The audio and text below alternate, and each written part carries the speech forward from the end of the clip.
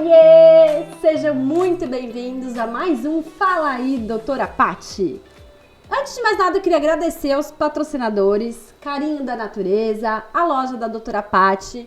Gente, entrem, adquirem os produtos que tem muita coisa legal lá. Agora tem almofada de amamentação, tem bolsinha de sais. Carinho da Natureza tem os óleos essenciais, bons sonhos, repelentes. Inclusive já estamos aqui com o cheirinho de um deles. E hoje eu queria apresentar a vocês minha querida Beth. Tudo bom? Bom dia, tudo ótimo, Paty. Estou muito feliz de estar aqui. Que bom, seja muito bem-vinda. Fique tranquila, vamos no bate-papo mesmo. Pra gente começar, se apresenta um pouquinho aí, Beth. Eu sou fisioterapeuta, trabalho no Leonor Mendes de Barros, uma maternidade lá de São Paulo, que é do estado de São Paulo. Mas fui formada pela Santa Casa em fisio-respiratória e fiz fisio em pediatria, emergência pediatria. Legal. E agora, né, de um tempo pra cá, de uns 2 anos pra cá, estou como consultora materna infantil, conhecendo nova área e adorando. Que bom. Então hoje a gente vai pegar um tema mais específico aí dessa consultoria, né? Um tema que muitas mamães me perguntam todos os dias, querem achar sempre um resultado aí, né, milagroso: sono. Quem nunca perdeu sono pensando no sono do seu pequeno? Conta pra gente, Beth, como que é essa consultoria do sono? O que faz uma consultora do sono? Então, existem algumas linhas para a consultora do sono, e a linha que eu escolhi, que eu sou mais humanizada, gosto mais assim, não é aquela que deixa o bebê chorando no berço até acordar, né? Tipo, ele vai desistir, não é por essa linha. A gente faz pela linha da repetição. O que uma consultora do sono faz? Ela se preocupa bastante com o ambiente que o bebê está, com os bons hábitos e a rotina que a família tem. Então, na verdade, a gente sugere para a família como que você pode administrar para melhorar essa qualidade de sono do bebê. Isso a gente começa com que idade? Então, tem alguns tipos de consultoria. Você pode fazer da prevenção, que é quando a mãe está gestante, igual quando passa em vocês em consulta. Gente, consulta pré-natal com a consultora. No próximo, vocês vão ver que a Beth não é só consultora de sono, como ela mesma falou, né? Essa consultoria materno-infantil. Então, ela é a amamentação, é o sono, é a parte da físio. Quanto é importante a gente fazer a prevenção, né? Então a mamãe gestante já pode te contratar. Já pode ir na gestação, saber como que você pode, já pensando como você vai fazer depois. Porque além da primeira, vamos supor, uma primeira gestação, que a mãe tem todos os palpites, né? De dentro, de fora. Mas como que ela pode já pensar como vai ser? Porque, na verdade, a maternidade tem aquela expectativa e a realidade, né? Algumas mães estão tendo tempo de se informar antes e eu tô achando fantástico. E esse seria quando a gestante está de 30 a 32 semanas. Você faz uma consultoria só para você explicar como funciona, esses bons hábitos, a rotina, o ambiente do bebê. Tem a preventiva, que o bebê, até os 3 meses de idade, ele não tem uma regulação hormonal. Então você pode só fazer o aconselhamento. Então vamos lembrar, esses 3 meses é a esterogestação, né? Então pro pessoal que me acompanha aí nas redes sociais já sabe o que é isso. Mas pra quem não conhece, então esses 3 primeiros meses é quando o bebê não sabe que ele nasceu. É o 4º trimestre da gravidez. Então o bebê ele precisa sentir o cheiro da mãe, ele precisa sentir o colo, o afeto, né? Ouvir a voz da mãe. Então por isso que a gente não consegue fazer padrão, né, de sono nessa fase. A gente deixa natural, open bar de TT, colo o tempo todo. Então depois dos 3 meses já tem uma maturação celular, então ele já tem uma maturação neurológica, que aí você já consegue implementar. E a consultoria do sono pode ir até os 5 anos de idade. Eu gosto da primeira fase, que é até os 2 anos de idade. Mas a gente já consegue pegar algumas crianças que têm essa dificuldade de, ainda mais com tela, com televisão, com vídeo, que é o uso da madrugada, que a gente também consegue acertar. Muito legal. E como que faz? Essa mãe que te procura, o pediatra que indica? Alguns dos pediatras que eu indicam, e às vezes é de mãe que já passou, que já fez, achou interessante, conseguiu se adaptar e aí indica para outra mãe e assim vai. Legal. Então tá, então a mãe que te procura, mas só no momento do desespero, você já aconselha a procurar de rotina, como que é isso? Então, se fosse de rotina seria perfeito, né? Se fosse da prevenção, o aconselhamento já seria perfeito. Mas às vezes elas já chegam no caos, assim. Já peguei caos de casal. De casal, tá estressado. Porque o sono, a privação de sono da criança acaba atrapalhando a rotina da família também. Imagina a madrugada, a mãe passando de madrugada acordada e no outro dia tendo que trabalhar. Sim. Aí o mau humor, e mexe com tudo. Depois a gente vai ver que mexe com tudo. Não só com a criança, mas mexe com a estrutura familiar. Então por isso que o sono é tão importante. Se começasse antes, seria o ideal, mas nem sempre. Às vezes chega no caos mesmo. Então tá, então vamos lá. A criança fez 3 meses, a gente começa a colocar, né? Aí tem a linha de deixar a cama compartilhada, dormir na cama, ir pro outro quarto, ir pro berço. O que que você orienta? Começando assim, ó, a gente não vai mudar a vida e a estrutura da família. Se a família é aquela que quer dormir com o bebê na cama, junto, se tá bem pra mãe, tá bem pro bebê, às vezes nem chega na contratação, né? Se tá tudo bem. O problema é que começa o problema ali e depois pra frente ela quer tirar e não consegue. Que aí a criança tem uma qualidade de sono interrompida, e aí a criança começa a ficar agitada, a mãe começa as madrugadas acordada. Então, esse é o problema instalado, né? O que a gente aconselha com 3 meses, você perguntou isso, né? Começando pelo ambiente. A gente ama aqueles quartinhos de bebê com tudo que tem de decoração, né? Quanto mais. Na verdade, o quartinho seria um quartinho de repouso, seria para dormir. Então, quanto menos informação tiver... Não, eu quero... Minha filha, se for menina, vai ser todas as princesas. Se for menina, vão ser todos super-heróis. Você pode ter no outro quarto? Mas eu não tenho espaço para ter 2 pode quartos. Ser na sala? Ai, meu Deus, não. Então, não fala assim, isso. dentro do quarto, a gente fala assim, o mínimo possível. Ainda mais de luz. Amor, esquece, você não tá ouvindo isso, não. Mais de luz, então é o mínimo possível. Já vem para lá aquela proteção do bebê, que o bebê na hora de dormir, você não tem que ter nada na cama do bebê. Ah, não, isso concordo, Começa né? Com a segurança do bebê. É que aí você pensa na segurança da cama, a gente vai pensar na segurança do sono. Então pensa da mesma forma. Se você acorda de madrugada e tem alguma coisa para brincar, aqueles móveis que a gente ama, tocando em cima, a gente ama, mas na hora que tem estimulação. O bebê na hora de estimulação não tem que estar no mesmo lugar que ele dorme. Porque ele não vai saber, a gente sabe, né? Vou jogar videogame e vou dormir agora. Ele tá aprendendo, então você precisa aprender que aquele lugar é lugar de brincar, não é um lugar de dormir. Então o quartinho dele de dormir é um lugar de paz, lugar de tranquilidade. Claro. Então não recomenda ter móvel no quarto? A gente recomenda ter no momento da estimulação, não no momento do sono. Por exemplo, em cima da cômoda, no trocador. Pode ser. Aí pode ser, mas não em cima do berço. Não em cima do berço. Não ficar brincando com a criança no berço. Na hora dele dormir. Então separar a hora do estímulo da hora do quartinho. O quartinho o que é? Se fosse pensando num adulto hoje, a gente nem teria televisão no quarto. A gente não teria televisão no quarto. O quarto foi feito para quê? Para dormir. E a gente tem que começar a entender que o sono é tão bom, ou na verdade é tão equivalente a se alimentar. Porque o sono também tem as deficiências do que a gente dorme bem, e também tem o que é como se fosse uma necessidade fisiológica. A gente come, vai no banheiro, o sono também é. Só que o que a gente deixa de fazer no sono? Eu vou falar por mim, que eu também já sofri muito com isso do sono. Parecia que a gente tá perdendo tempo quando a gente tá dormindo, né? A gente tem tanta coisa pra fazer, mas eu vou dormir 8 horas, em 2 horas eu podia estar fazendo isso. Mas o sono é uma necessidade fisiológica. Falando nisso de tempo, muitas mães me perguntam, né? Quanto que um bebê tem que dormir? Quanto que um recém-nascido tem que dormir? Tem aquelas tabelas. E eu sou contra manter uma linha, assim, de ficar bitolada, não dá pra fazer, né? Uma Porque coisa cada engessada. criança de um jeito, né? Então, assim, eu li na internet que o recém-nascido tem que dormir 20 horas. Eu falo, gente, não, esquece. Ele é um indivíduo, então eu penso nessa mesma linha. Ele é um indivíduo e já tem as características dele, já tem. A gente fala o que seria aconselhável, o que seria comum. Você vai observar o seu bebê. Então, quando eles nascem, eles dormem mais, é o come e dorme, né? Eles comem mais e dormem mais e fazem necessidades. O quanto ele teria que dormir a partir do momento que ele tem uma maturação neurológica. Então, o ideal seria uma noite de 8 a 10 horas, dependendo da fase da idade da criança, quantos meses a criança tem. Mas ele tem que ter a soneca do dia e tem que ter um sono mais restaurador à noite. O que a gente fala é muito sobre o horário que ele vai dormir. Qual o horário que o bebê vai dormir. Porque tem os hormônios, que a gente precisa dos hormônios. A gente precisa dos hormônios e a gente está ligado ao sol. Não é só porque o sol existe lá. Existe a claridade e a escuridão. Então, quando começa a escurecer, a gente começa a produzir melatonina, que é o hormônio do sono. Que é aquilo que todo mundo toma para dormir, né? Inclusive, eu tomei muito tempo.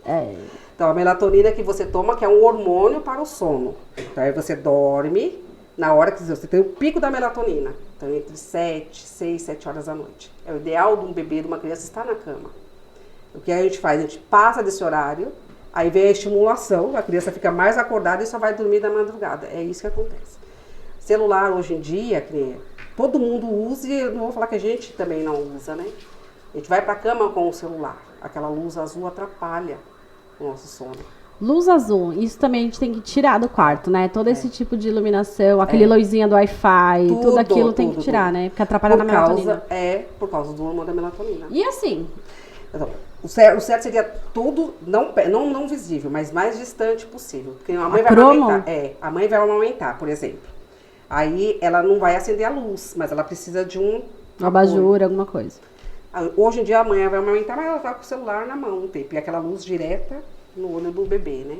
Então você fala assim, você pode deixar de uma cor, porque a gente tem também essa linha uma linha mais light, uma linha mais relax. E é bom. A gente não fala aquela luz da tela de celular e tela de televisão, né? Por tantos de iluminação, de informação que vem. E a criança gosta, quem que não gosta? A gente rapidinho já... Então a primeira coisa é tirar a televisão do quarto aí, né? Dos pais, nesse momento antes de dormir.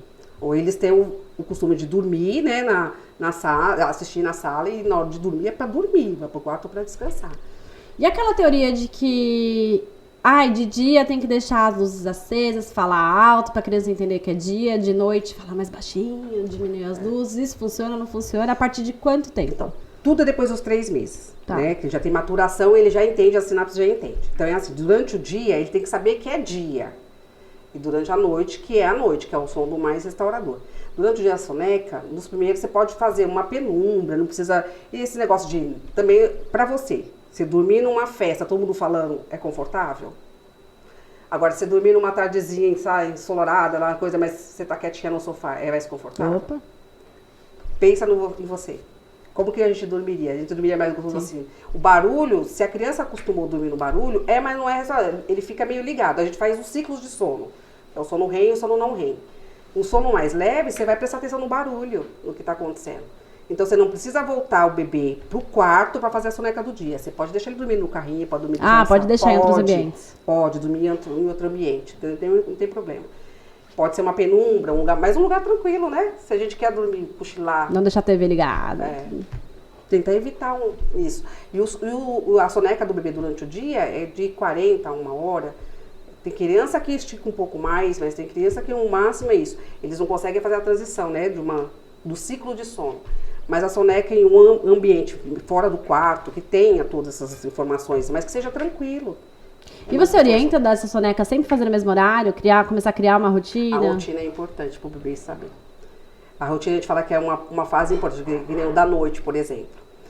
Vai baixando, é como se fosse o entardecer. Pensa no entardecer, vai baixando o som, vai baixando o ritmo das coisas de casa, vai fazendo o banhozinho que ele pode fazer, que é o ofurô, que a gente costuma fazer. Às vezes não consegue fazer tudo isso, mas gente, um dia assim... ela também ensina ofurô, tá bom? E é maravilhoso. Então depois ela vai deixar o contato dela, também ela faz consultoria de ofurô. É maravilhoso. E as crianças amam. Nos 3 primeiros meses, então a gente aconselha já a fazer. Criar essa rotina do banho pra criança relaxar, uma massagenzinha com lavanda. A Chantala, com óleozinho essencial da Chantala, funciona muito bem. Pôr o pijaminha. Como eu entendi que o pijaminha é tão importante a criança saber que você tá entrando no ritual que você vai dormir. Mamães, então, quem tem preguiça, já dormiu, tem que ter, a criança precisa entender que aquela roupinha... Não precisa ser exatamente a mesma estampa, mas ela entender que esse momento confortável é a hora de dormir. Isso pode começar desde recém-nascido. Desde recém-nascido. Então, a preventiva fala disso. Fala dessa gestação. Você fazer o ofurô, você fazer a Chantala, que a criança vai gostando mais do toque. Você pode cantar pra ela. Você pode... Uma coisa tudo mais leve e desacelerada. Pra ela entender que aquilo ali... A mesma musiquinha, por exemplo. Ele vai aprender que aquela musiquinha é a musiquinha da noite de dormir. Não é a mesma da soneca da tarde, por exemplo. Pode ser, porque ele vai entender que é soneca. A diferença que às vezes eu falo assim, a parte mais difícil da consulta do sono é a parte da amamentação com o sono. Porque os bebês dormem no peito porque gostam, porque é quentinho, que é gostoso. Essa é a parte mais difícil da mãe entender. Até porque ela tem esse apego também. No começo é tudo mais gostoso, mas depois começa a atrapalhar a rotina dela, então precisa dissociar isso. Precisa. A criança começou a dormir. O que eu sempre falo assim, nos primeiros meses ok, mas depois deixar a hora que a criança tá sonolenta, colocar ela no ambiente, porque ela precisa começar a dormir e acordar no mesmo ambiente. Precisa de segurança. Por que ele acha? Ele acha que só ali é quente, só ali é gostoso, só ali é seguro.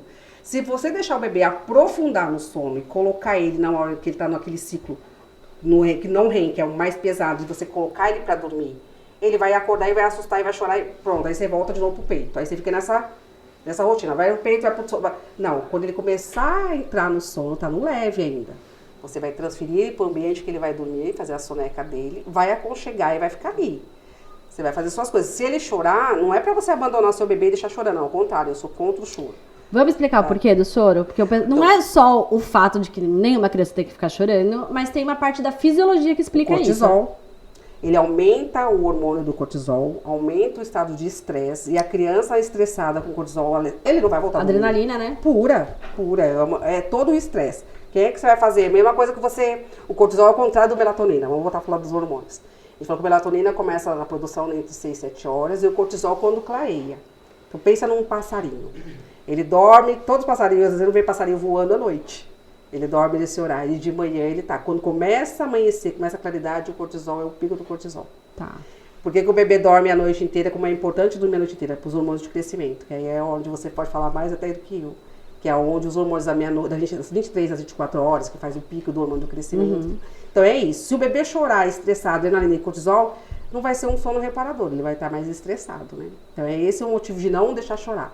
A parte da fisiologia. Só dá uma pulada aí para alguns anos. E nós que trabalhamos a madrugada inteira e não temos o cortisol, a melatonina organizada. Por isso que eu fazer a reposição de melatonina. Vamos lá, então. Agora tem outras técnicas para adulto. Mas a higiene, no nosso caso é a higiene do sono. Não é a prevenção, né? É a higiene do sono, que a gente faz tudo errado.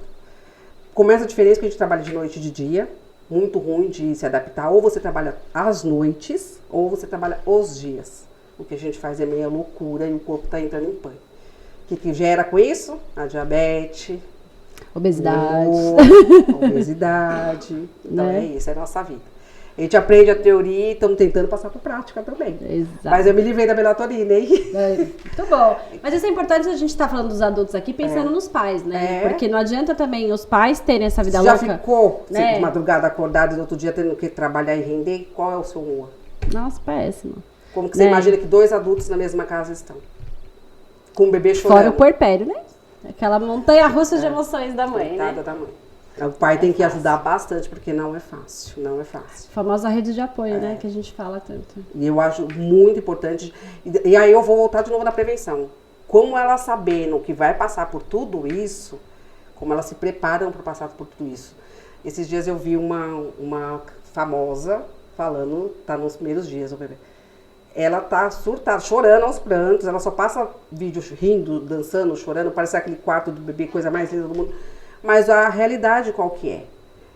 Por mais que você se prepare, saber que a realidade é essa. Os primeiros meses você vai ficar na amamentação, o bebê vai precisar dessa demanda, o esposo tem que ter essa rede de apoio, tem que ter uma pessoa, uma terceira pessoa de fora, mas não palpiteiros, gente que ajude. Pra ajudar a cozinhar, lavar as Pergunta coisas. pra mãe que a mãe tá precisando. Exato. Você quer o quê agora? Esses dias uma falou assim, eu queria uma massagem. Eu tô com o corpo todo dolorido, ela não consegue dormir já pela preocupação. Ainda bem que eu tenho amigas pra isso, né? Então, Betinha, vem aqui! Eu tô precisando de um chamego só. Dar o bebê pra mãe, cuidar e vai lá fazer sua unha, fazer o seu cabelo, que você precisa voltar de novo. Sim. Né? Porque às Se vezes olhar, né? Voltar a se olhar. Vira o coque mesmo. Em uma semana vira o coque. Todas viram, Sim. todas. Não é fácil, não. E não é fácil. Preparando isso, eu acho que o sono, porque na verdade depois que você sai do puerpério, fala que o puerpério tem um tempo, mas eu acho que vale bastante. Não, essa história de saber que é só 45 dias pós-parto, na prática a gente vê que então, é muito calcula mais, assim, ó, né? A mãe que vai voltar a trabalhar, um bebê que tem 4 meses, o bebê já saiu, a primeira atenção quando o bebê nasce, todo mundo dá aquela atenção, depois vai virando a rotina, e aí se vira a mãe, toca a mãe sozinha, tá a mãe e o pai. Aí as madrugadas não são fáceis, o bebê vai pra escolinha, começa a ficar doente, que tem que arrumar a janela imunológica. Aí começa a privação do sono do bebê, a privação do sono da mãe, a mãe já tá na rotina do trabalho, já tá no... Como que fica um casamento? Amor, tá ouvindo? Se prepara. Eu tinha uma nutricionista, a doutora Cibele, que era uma graça, que falou que o índice da separação nos 2 primeiros anos do bebê, você pode me dizer se é verdade. Não, mas tem. Por causa do... É muito difícil. Como o sono é uma coisa tão pequena, você fala assim, como pode levar um problema tão grande? Fica 2, 3 dias sem dormir. Sabe, eu viro cão. Sem dormir, sem comer, eu viro cão.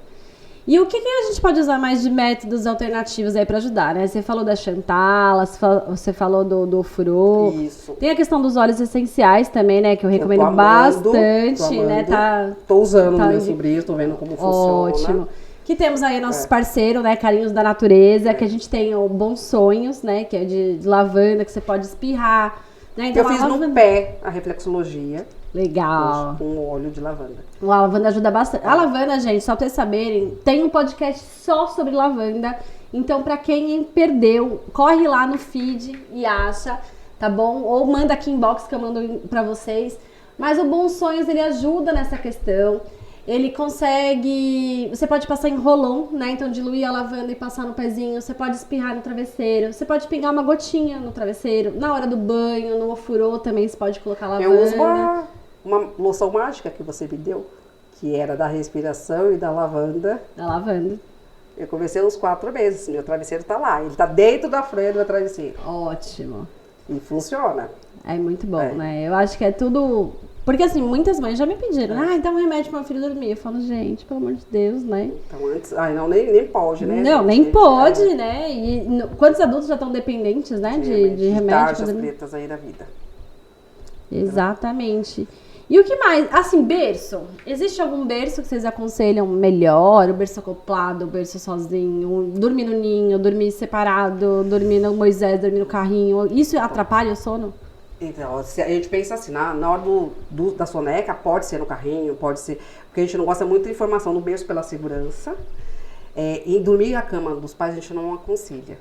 Pelo assim, é mais gostoso porque é quentinho, mas os adultos, quando também tem aquele ciclo do sono profundo, você não está responsável por si. Você pode virar e você pode realmente, a segurança do bebê tá ali. A mãe não dorme tanto, mas você imagina uma mãe esgotada de uma semana. Então, gente, cama compartilhada é um assunto polêmico. O que eu, doutora Paty, recomendo. Quando você fizer a cama compartilhada, você fazer um ninho, pegar a almofada de amamentação e colocar a criança no meio, porque é isso que ela falou, né? Bate o cansaço, você vira em cima. Então tem um vídeo meu no YouTube falando sobre cama compartilhada, que é bem legal. É justamente isso, pra gente proporcionar essa segurança pros pequenos também, né? Então tem muito mãe, muito pai que tá acabado e fala assim, ai, Paty, eu tô aqui dormindo e ele dorme aqui em cima de mim. Não, né, gente? Porque a gente tem que dar segurança pra esses pequenos. Então, às vezes, você tá tão cansado que você não aguenta mais segurar, esse pequeno cai, aí você vira do lado. Então, a gente tem que tomar cuidado com a cama compartilhada. Eu peguei um caso de um paizinho que era o momento que ele tinha com o bebê, era no final do dia. E ele usava justamente essa posição, mas assim, a qualidade do sono do bebê era ruim. Do pai também, né? Cansaço extremo. Então, assim, você pode deixar, a gente já fala ao contrário, fica no quarto, né, durante aquele tempo de 6 meses, até se transferir pro quarto do bebê. Então, são quarto compartilhado, não cama compartilhada. Tá. E aí, o que você falou, tem uns bebês que são mais menorzinhos. Tem o berço acoplado, né, que é bem ótimo, legal. Mas o que você falou, às vezes não tem um berço para compartilhar, mas esse ninho que é uma barreira, você vai subir por cima do ninho? Não vai, então você vai acabar acordando. Essa barreira, mas a gente fala ou o berço acoplado ou no próprio quarto. Sabe? Isso que você falou do pai chegar, vou dar um exemplo que minha mãe sempre conta, né? Meu pai é cardiologista, na vida louca, né? Com 3 filhos em casa, minha mãe sozinha. A gente nunca esperou meu pai chegar. Então era assim, 8h30, acabou o Castelo Rá-Tim-Bum, minha mãe botava os 3 pra cama. Até hoje, da 8h30 já me dá um... Porque era uma coisa, um jeito que minha mãe teve, né? Rotina. A minha rotina, né? Então, assim, desde pequenininha, pra minha mãe conseguir colocar os 3, né? Então, assim, muitas vezes vem pai no consultório e fala, ai, doutora, mas eu chego tão tarde, é a hora que eu tenho com meu filho. Eu falo, então, eu sei, eu entendo que dá aquele aperto no coração, mas se a gente não fizer uma rotina com a criança, né? Isso vai ter repercussões depois. Lá na frente. Que a gente vai falar do aprendizado, que está ligado ao sono. Se você não tem esse sono reparador, que nem a criança, o bebê, por exemplo, que você já estava falando da estimulação. O bebê tem as aquisições dele, todas as partes motoras, e se ele não dormir, ele não memoriza, é como se ele não aprendesse. Na fase escolar, a mesma coisa. Ele precisa do sono, vamos lá, como necessidade fisiológica, não só como dar sossego em casa, pelo amor de Deus, vai dormir. Não, ele precisa porque é necessidade do corpo dele. Então, você não está fazendo bem pro seu filho, fazendo seu filho ficar até meia-noite acordado. Você está pensando, está prejudicando a memória e o cérebro dele. Você quer... Entra o egoísmo aí, né? Porque você quer participar. Então, assim, tem muito pai que sai 7 horas da manhã, chega 11 horas da noite em casa e aí quer curtir o filho, né? Então, muitas vezes... participa da rotina do sono da noite. Os 10 minutos de qualidade que você tiver com o seu filho, que você fizer aquele vínculo, sem celular, sem gritar, participa dessa rotina da noite para ajudar... Que você consiga chegar, né, até 8 horas, vamos supor que não é todo dia, mas um dia que você consiga ter esses 10, 15 minutos de vínculo com o seu filho, que você não vai perder, ele não vai te chamar, porque ele não tá te vendo. Lógico. Não, é que eu falo, eu não tenho uma imagem do meu pai. Meu pai participou de tudo, né? Então, assim, competições de natação, bala, ele ia em tudo. Ele tava em tudo, ele me ligava o dia inteiro, perguntava como foi na escola, como foi.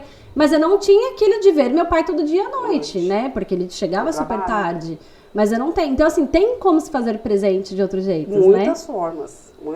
Mas isso a gente vai, cada família vai se adaptando. Tanto que a consultoria não é uma coisa engessada.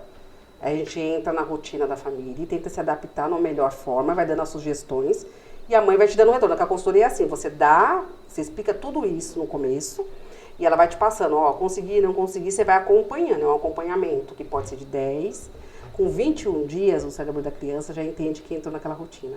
Ele já memoriza. 21 dias depois que começou a rotina. Então a gente pode fazer de 10, 20 ou 30 dias. Imagina, com 21 dias você consegue mudar um hábito? Nossa. Nós também. Que legal. Se a gente fizer a caminhada todo dia, ele vai entender que a gente precisa dessa caminhada todo dia. Então, isso que você falou da consultoria, você vai a primeira vez, depois de 21 dias você volta? Eu vou na primeira, eu tenho um contato a primeira vez. Hoje a gente está fazendo online. Peço para filmar o quartinho, para mostrar como está o quarto, como está o ambiente onde a criança brinca. E aí, a partir do outro dia, a gente começa a fazer uma rotina, né? Eu faço a sugestão para ela, olha, dá para mudar o que vai mudar. Ele vai fazer a brincadeira de manhã. As brincadeiras que são mais estimuladas são na parte de manhã. Na parte da tarde, há coisas mais leves. Tá. Porque aí vai desacelerando, o seu ritmo vai caindo, você vai desacelerando. Ensino o ritual noturno, né, que é para fazer, essa rotina de pôr o pijaminha. Não precisa ser um pijaminha lá com pantufa, não sei o quê. Pode ser uma roupinha mais confortável, uma calcinha, um body, que ele entenda que, ó, troquei de roupa. E de manhã, quando ele acordar, você tira aquela roupinha. Então, ele entendeu que aquela roupinha foi feita para dormir. É um cérebro novo, é uma caixinha nova. Tudo que você vai colocar ali dentro, de bom, ele vai aprender. E essa rotina do sono, você recomenda começar a que horas lá da noite? De dar o banho, massagem, musiquinha? Então, a gente pensa que é uma coisa de uma hora. É tudo rápido, mas é um rápido tranquilo. Um rápido calmo, não um rápido... Você lá no banheiro fazendo furor, me traz a toalha, não. Deixa as coisas calmas, vai cantando aquela musiquinha que ele gosta. Mas isso até que horas tem que ser feito? Começa 8? às 6, às 7. Tem gente que estica um pouquinho mais. Mas 8 horas o bebê tem que estar dormindo. 8 horas. Já foi o pico da melatonina, que é o entardecer. Tá. E aqueles bebês mais velhos que começam a fazer muita soneca à tarde, 3 horas de soneca à tarde, e vai dormir meia-noite, né? Eu sempre sugiro pra soneca da tarde ser logo depois do almoço. E tirar do final da tarde, né? Então essa... Eles vão diminuindo. Na verdade, assim, o sistema é muito inteligente. O corpo da gente é muito inteligente. O certo seria ele diminuir. Por que ele está fazendo uma soneca de 3 horas? Por que ele está esgotando tanta energia dele da manhã? Então, às vezes, não está no da tarde, está lá da manhã. Mas quanto tempo é a soneca do dia? Geralmente, o máximo que eles ficam 2 horas. Não passa muito de 2 horas.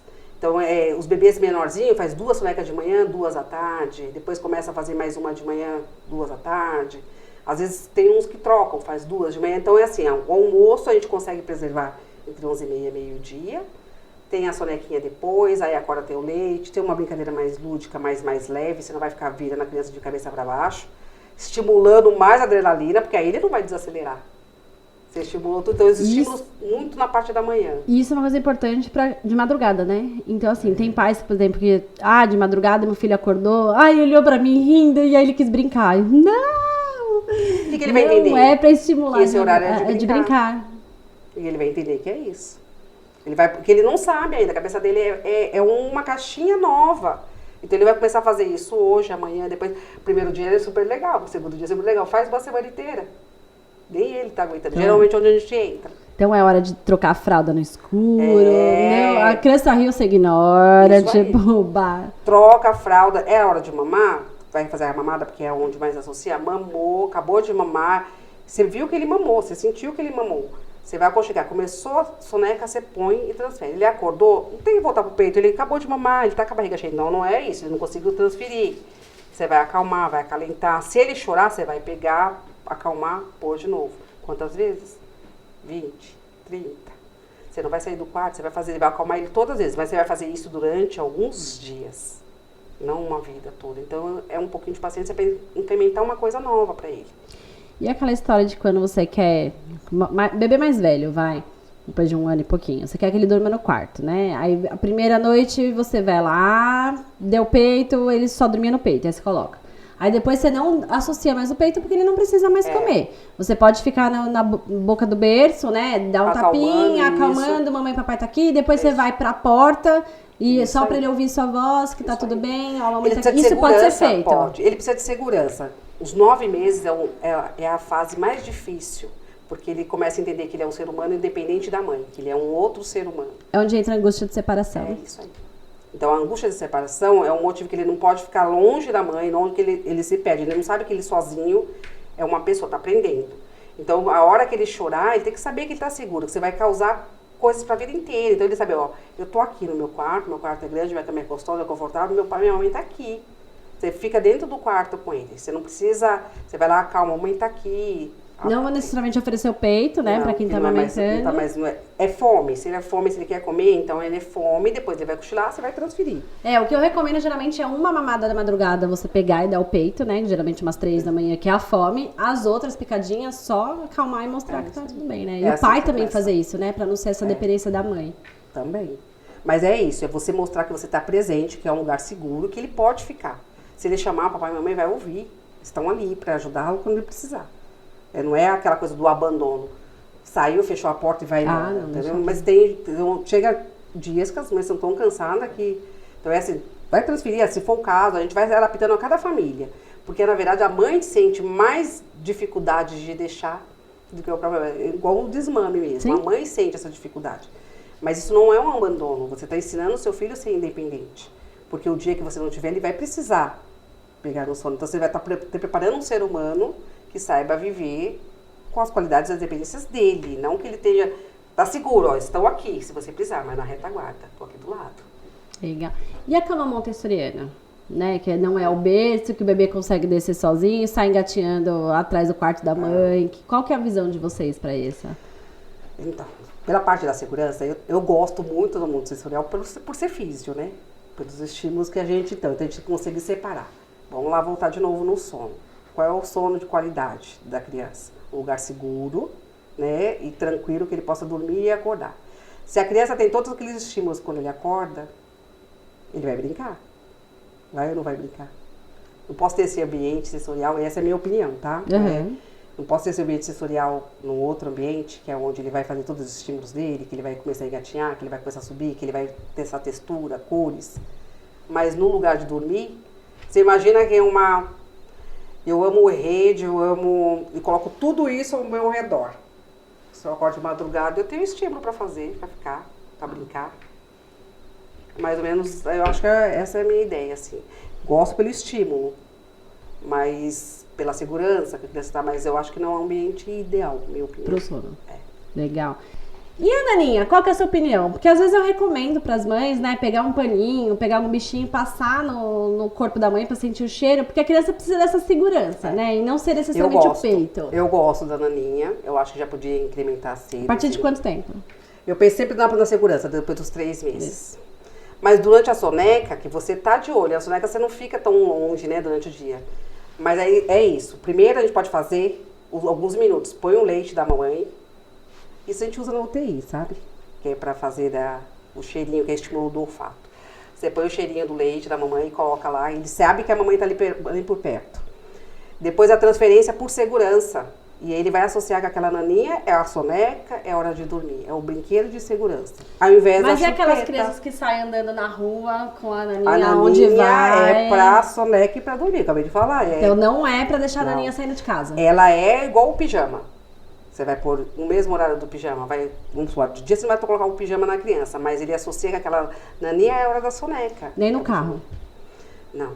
Eu ia fazer em casa. Não é uma coisa que você tem que tirar do seu quarto, tirar da sua casa e arrastar por aí. Tá. É a associação. Você vai, às vezes a criança dorme no carro porque você vai no médico, você vai a alguma visita e acaba dormindo no carro.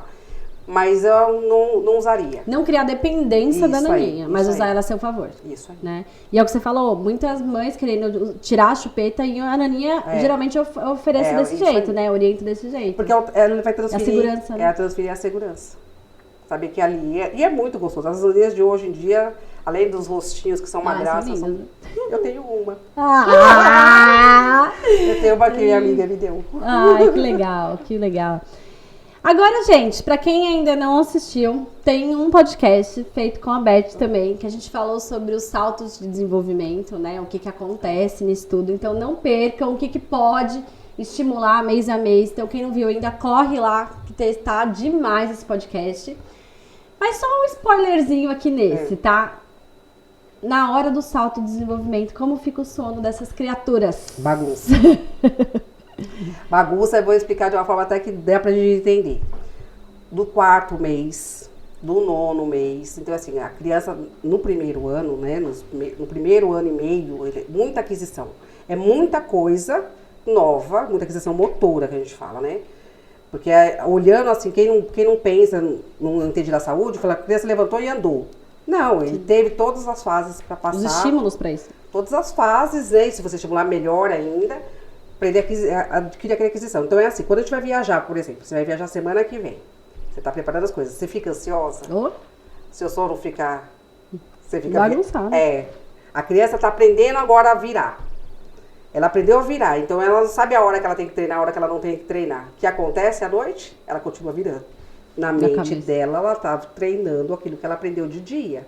Está memorizando e está treinando. Então é onde eles começam a ficar ansiosos para treinar aquela aquisição. E aí, geralmente, é onde bagunça o sono. E o que a gente faz? A gente orienta a mãe não mudar a rotina.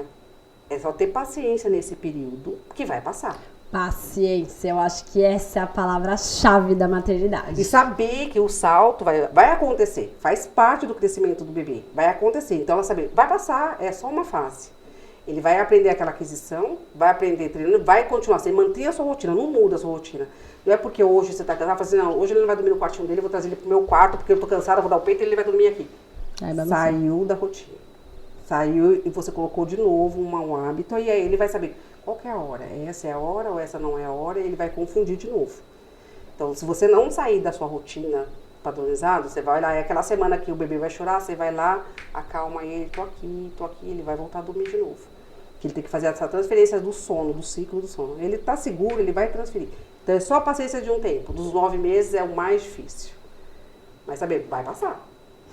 Tudo passa. As mães falam, Paty, uma hora é pico de crescimento, uma hora é salto de desenvolvimento, uma hora é angústia de separação. Que horas vai passar isso tudo? Eu falei, a hora que vier o segundo e vier tudo de novo. Começa do zero de novo e você vai sentir saudade disso. Porque você, eu queria de novo. Verdade.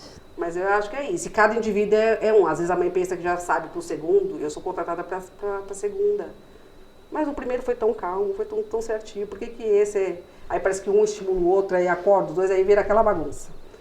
Mas geralmente... porque quando nasce o primeiro, bagunça tudo, né? Quando nasce o segundo, bagunça tudo o sono do primeiro, né? Fora que às vezes eles querem regredir, né? Eles querem voltar a ser bebê de novo, porque aí quer mamar de novo. Isso tudo. Os ciúmes do irmãozinho, daí a psicologia que entra bastante nisso aí também. Legal. Mais o último tópico aí, da gente falar do desfraude, né? O quanto isso impacta no sono da criança também, enurese noturna, tem alguma orientação em relação a isso? Então, a gente ainda ajuda o máximo que a criança conseguir usar a fralda noturna, que ele conseguir. Não tem aquela... Hoje, graças a Deus, tem tamanhos maiores, que a criança pode ficar um pouco mais tempo. Mas se você pegar a rotina também, da hora de mamar, você vai acordar a criança para fazer xixi? Não.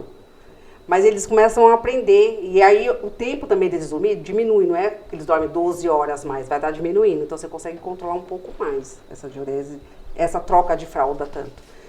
Mas o de dia, que é eu acho mais difícil do que o da noite até, sabia? Porque de dia você vai conseguir colocar, aí a primeira noite você vai se preparar, porque pode acontecer o xixi, uma hora ele vai acordar porque ele vai estar molhado, e aí naturalmente você vai ensinando o que ele vai pedir para poder fazer xixi. Mas a maioria, quando dorme 8 a 10 horas, consegue controlar.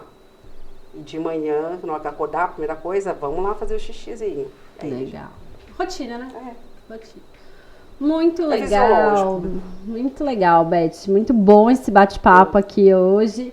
A gente falou sobre o sono. Então, Beth, além de físio neonatal, respiratória, motora, consultora de amamentação também, gente, quem estiver precisando, é o que a gente estava conversando aqui antes de começar.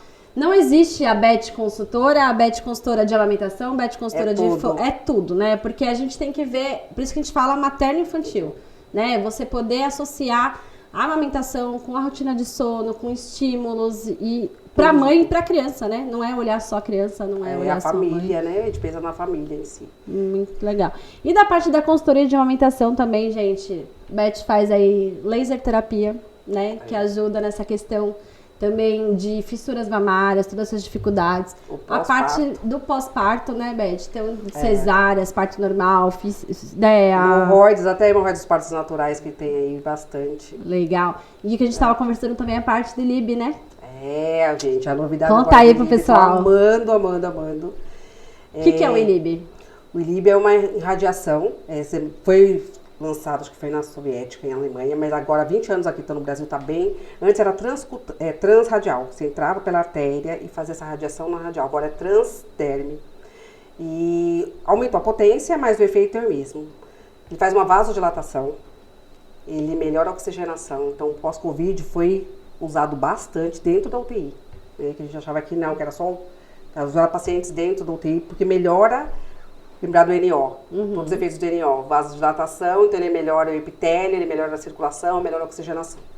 Mas para a parte de imunidades, que ele se liga à hemoglobina, ele melhora as plaquetas, ele melhora muito para a criança também. Então, para as crianças que estão começando as aulas aí, nessas infecções de respiração. As fases aí das bronquiolites, das partes de rinite, está ajudando bastante. Então, na parte do sono interfere também? Então, para o adulto, que tem estudos comprovados, interfere bastante. Melhora a qualidade de sono e melhora a disposição. Pela oxigenação. Breve, aí vai chegar para as crianças também. Não tem um estudo comprovado, mas a parte de imunidade já tem estudos já. Muito legal. E para quem não sabe, né, agora finalzinho de novembro, nós vamos ter o curso Amarmentar na Faculdade FASIG. Vou estar lá, tá vendo? Muito bem. Fala um pouquinho das suas aulas, só para o pessoal conhecer e se empolgar aí um pouquinho. Vou falar do laser, que a gente fala assim, a amamentação, o que é o importante é a pega, mas às vezes a pega, porque a criança já fez a fissura, a mãe não consegue dar o leite pro bebê, porque tá machucada, tá com dor, e não é uma coisa prazerosa. Já vem todas as mudanças, ainda mais sentindo dor. Então, na verdade, a gente usa o laser isso como uma correção, uma prevenção. É um corretivo. Gente, nada de comprar pacotes de laser por aí, isso. Tá bom? Porque a gente vai avaliando. A gente vai avaliando. Então, usa muito para isso, né, para fissura, para mastite, que é um processo inflamatório, que a mama que regurgita, que é muito. Então, você vai ajudar a mãe na pega, você já alivia a dor dela. Então, vou fazer essa aula de laser, falando todos os benefícios que tem o laser, mas sempre pensando que o problema é a correção da pega. Sim. E vou fazer uma aula sobre não é torcicolo congênito, é torcicolo adquirido, porque às vezes a mãe tem aquela preferência, o bebê tem a preferência de uma mama só, e aí a gente começa a perceber que o bebê fica com um posicionamento assimétrico, tanto tórax como cervical. Tudo para o posicionamento de amamentar, porque é mais cômodo de um lado, então aí vamos lá, treinar na amamentação todas as posturas. Então, tanto a troca do seio, por causa da importância do leite, mas a troca das posturas. E aí a gente vai orientar as novas consultoras a avaliar isso, porque às vezes chega no consultório, é tanta informação, tanta pergunta que a mãe passa, ou a mãe nem percebe que o bebê está assimétrico. Então, logo no começo, você orientando já troca as posturas, você vai evitar isso. É o problema da simetria mesmo. Não torcicolo congênito que já nasce com torcicolo, né? Que aí a fisio atua bastante. Muito legal. Então, gente, quem quiser saber um pouquinho mais do curso, entra aqui no Instagram, @doutorapatterrível, DRAPATTY terrível, que tem um link para inscrição do curso. Quem tá ouvindo esse podcast ou assistindo o vídeo vai ganhar 10% de desconto na inscrição. Me manda aqui que eu te mando qual que é o cupom. Combinado? Beth, onde que o pessoal te encontra? No Instagram também, no Face. Qual que é o seu Instagram? Beth_Fisio. Mas tem bastante coisa na sua página também. Pode me adicionar lá e pode chamar inbox se tiver dúvida que a gente ajuda, né? Muito legal. Quer deixar algum telefone de contato também pro pessoal? Tem o celular. Legal, pode falar. São Paulo 011 98781 2707. Muito bem. Quem gostou dela hoje, não perca o outro podcast que a gente gravou junto dos saltos de desenvolvimento. Muito obrigada mais uma vez aí pela parceria. Amei. Seja sempre muito bem-vinda. Qualquer tema que tiver vindo ideia aí, a gente vai gravando e vai falando. Tá ótimo. Tá bom? Mais uma vez o agradecimento aos patrocinadores, Carinho da Natureza, loja de camisetas da Doutora Paty. Também na loja da Doutora Paty tem almofada de amamentação, bolsinhas de sais, rosquinha, tudo isso para ajudar mais um pouquinho a amamentação. Beijo, beijo, até a próxima.